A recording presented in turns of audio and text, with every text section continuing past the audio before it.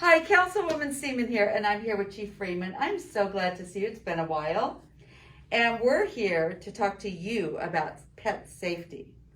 Yeah, so hi everybody, and thank you so much, Councilwoman Seaman, for having me back again. Just love being with you. I love being with you. Perfect. So we are here to talk about pet safety, and so many people don't even realize that there's some things that we can do to make our pets safer.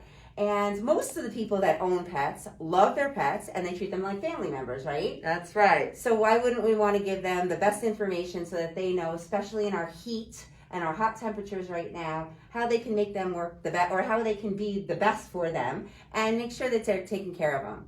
So I would say the number one thing is, if you could please try and walk your dog, for instance, in the early morning hours or the late evening hours.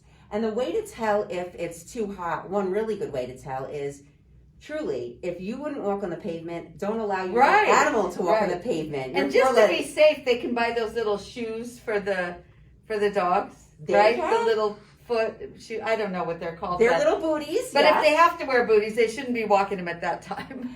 Preferably not, right? Not for a long walk. So hopefully they keep that in mind and recognize that they definitely can be taken at different hours of the day.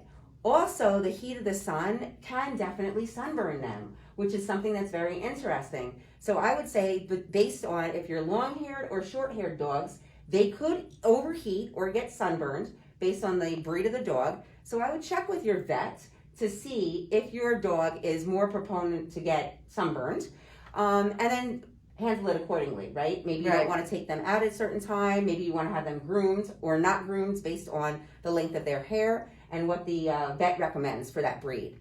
Also, if they have to stay outside, what I would say is to keep them outside in the heat with some kind of cover, some kind of airflow, and clean, cool water.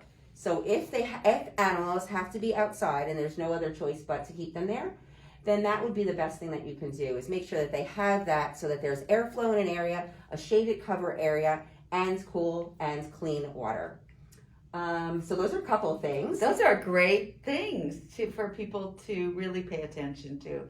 And I know it's important to keep dogs hydrated anyway, even if they're going in and out. So just make sure they have water at all times. Absolutely. And if you think that your dog is having heat trouble, whatever that looks like, if it's dehydration or if it's something even worse, please immediately contact your vet and take them to the vet. Or you can always contact, if you see a dog in distress, you can always contact us, Animal Control. Can you give your information? Because now that we are in the summer, and if there are dogs that are out and they're not being taken care of and they're being abused or what have you, I want them to be able to call you right away and let people know that you take them to our shelter, which is a no-kill shelter, right?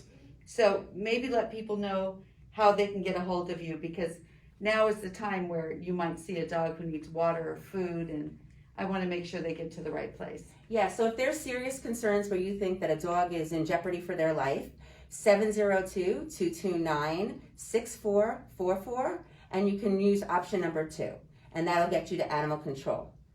Thank you so much, and thank you for being with us here today, and hopefully we'll see you again in a few weeks. Absolutely. Thank you for having me. Bye-bye. Bye-bye.